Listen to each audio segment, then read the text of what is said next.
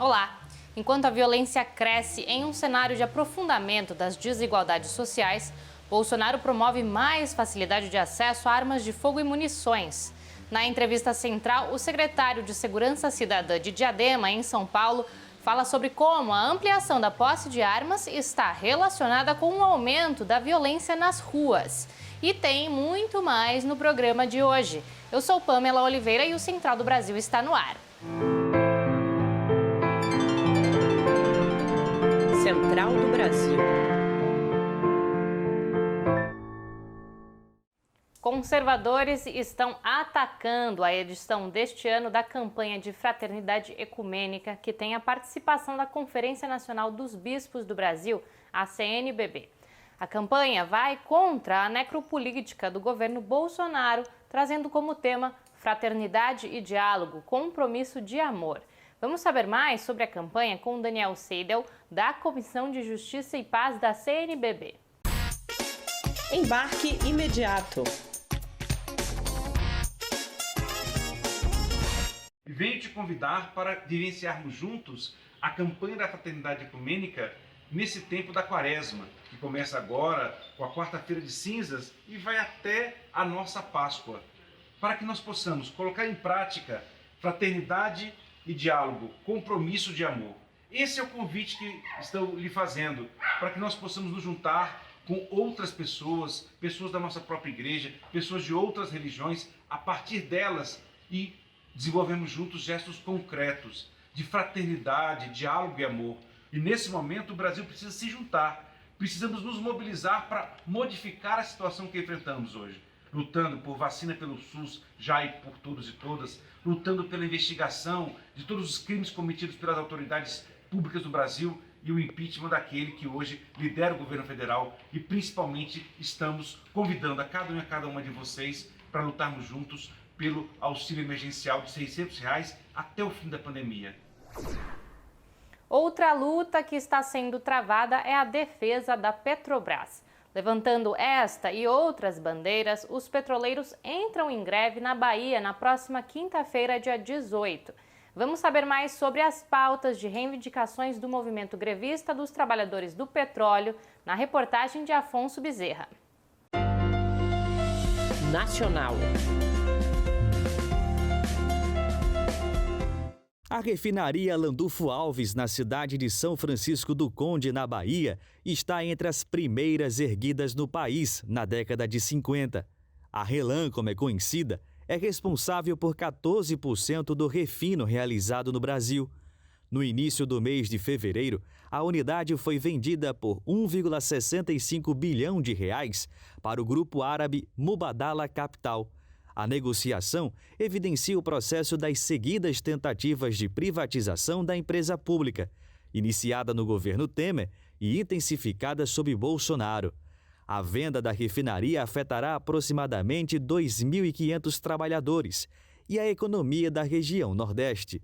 David Bacelar, do Sindipetro Bahia, analisa como esta negociação afetará a economia dos municípios baianos. Se a privatização vier a ser findada, concluída, ele pode utilizar petróleo internacional, 100% petróleo árabe, por exemplo, e como não é petróleo nacional, os royalties que hoje chegam a São Francisco do Conde podem zerar. Esse é um impacto social e econômico gigantesco para o município.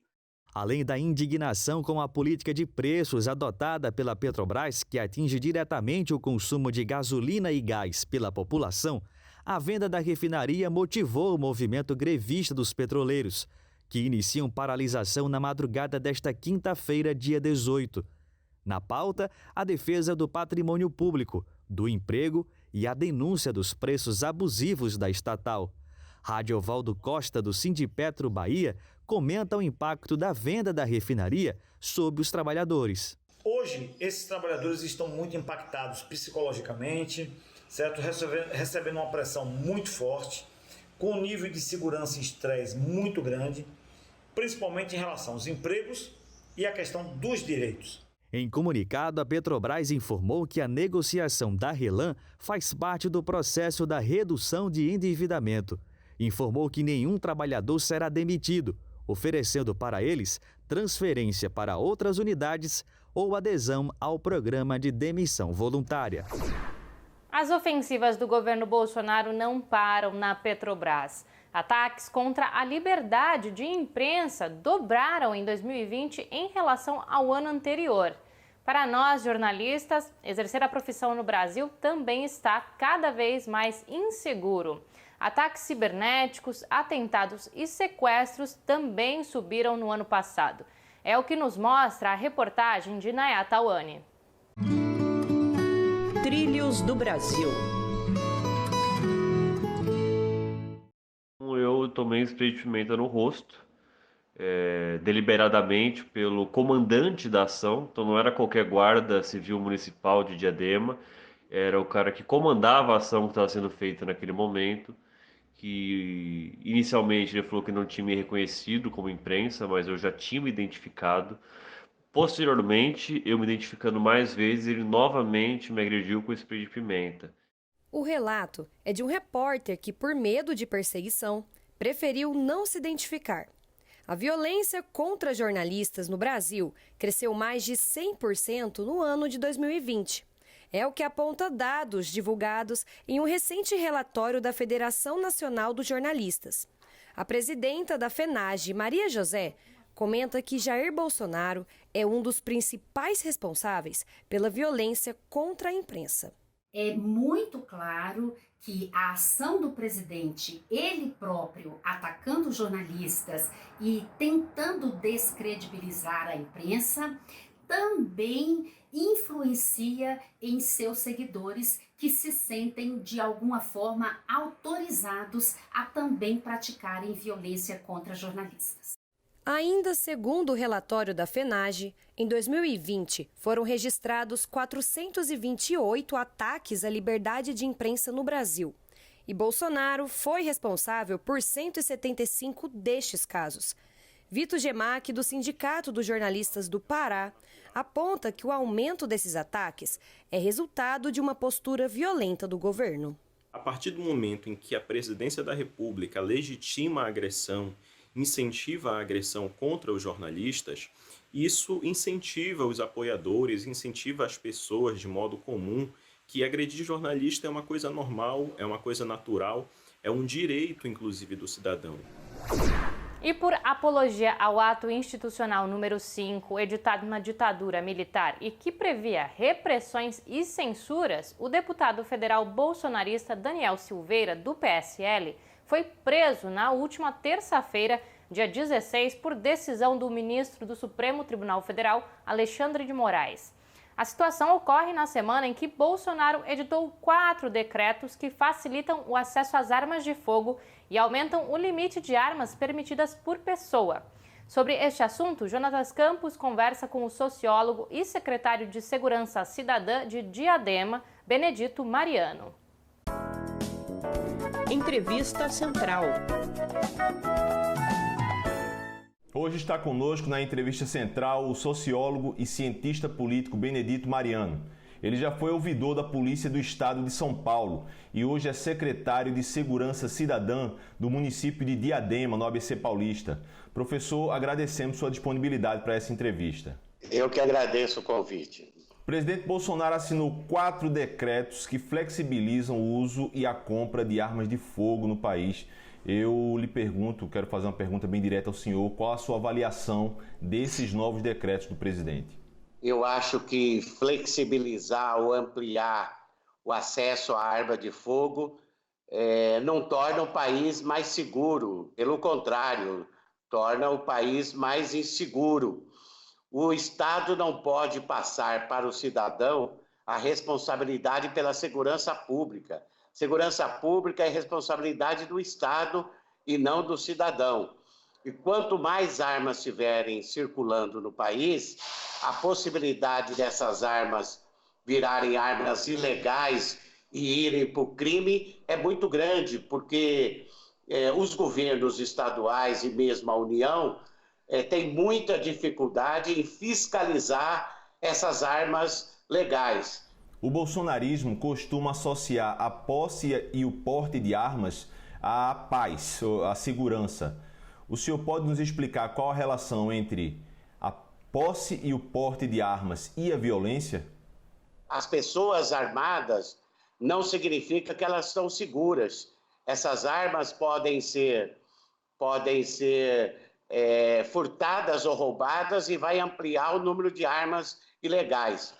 Quem tem que dar segurança à população é o Estado, né? Então, eu não tenho dúvida de que a ampliação de armas no país vai ampliar a violência e não diminuir a violência. E falando pelo lado dos profissionais da segurança pública, os policiais civis, militares, federais, eles também serão mais expostos a uma grande quantidade de armas no mercado, como o senhor mesmo falou, no mercado ilegal, depois que elas possam ser roubadas?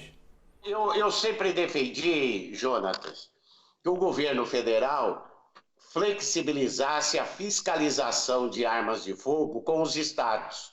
Eu defendo isso há muito tempo, porque a Polícia Federal ela tem dificuldade em fiscalizar as armas ilegais, as empresas privadas de segurança no país inteiro. Eu acho que uma das possibilidades disso não acontecer, e eu ouvi isso de um delegado federal, é que a taxa que a Polícia Federal recebe para fiscalizar as empresas privadas é muito alta e acaba fazendo parte do custeio da instituição, né? De modo que, para ter mais segurança e diminuir a violência, eu acho que, primeiro, flexibilizar a fiscalização com os estados federados e o Distrito Federal e diminuir a circulação de armas de fogo e não ampliá-las. O decreto do presidente Bolsonaro amplia a posse, o porte e a compra também de munição. O senhor sabe quem vai ter condições de comprar essas armas? Uma arma de fogo custa caro, em torno de 4, 5 mil reais, né? Um cidadão, para ter 4 armas em casa, ele vai gastar 20 mil reais. Então, evidentemente que o cidadão comum, a maioria da população pobre, que sofrem mais violência, não tem condições nenhuma de comprar armas de fogo com esse número que está sendo deliberado. Então, num primeiro momento, havia um decreto que ampliava a posse, mas quem vai fiscalizar se essas armas que o cidadão tem direito a ter em casa, se elas não estão na rua, sabendo que a fiscalização é falha? A primeira iniciativa que eu acho que o Congresso Nacional deve ter com relação a esses decretos é aprovar uma lei que flexibiliza a fiscalização para que os estados federados e o Distrito Federal tenham poder para fiscalizar armas de fogo. E agora, cultura nacional. Sem carnaval, a quarta-feira de cinzas ficou ainda mais cinza, mas mesmo assim, carnaval continua sendo história e identidade. O sociólogo e sambista Tadeu Caçula indica um livro para conhecermos as raízes do samba paulistano. Vamos acompanhar.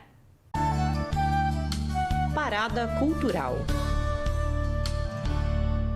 Eu sou Tadeu Caçula, sou sambista, sociólogo, pesquisador e autor do livro Casa Verde, uma pequena África paulistana, um livro que faz parte de uma pesquisa, uma coleção de pesquisas que eu venho realizando sobre a contribuição negro-africana na formação das nossas matrizes culturais, dos referenciais culturais, que eu também chamo como marcos culturais civilizatórios. Há uma outra expansão naquilo que no livro eu defino como higienização étnica e cultural das regiões centrais de São Paulo, e essa população então é trazida para o lado de cá, onde eu vivo ainda hoje, aqui no bairro da Casa Verde, para poder então se estabelecer. E aqui criou escolas de samba, ilês de candomblé, grupos de capoeira, afoxés, vários referenciais. O Sambódromo de São Paulo, por exemplo, fica aqui no bairro da Casa Verde.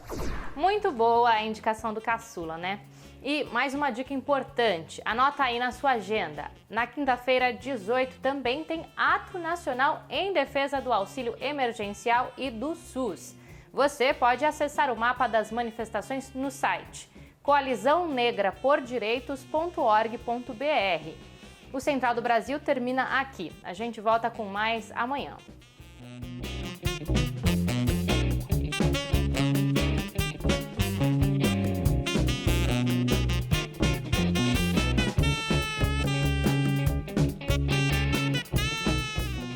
Central do Brasil, a rede de comunicação dos movimentos populares.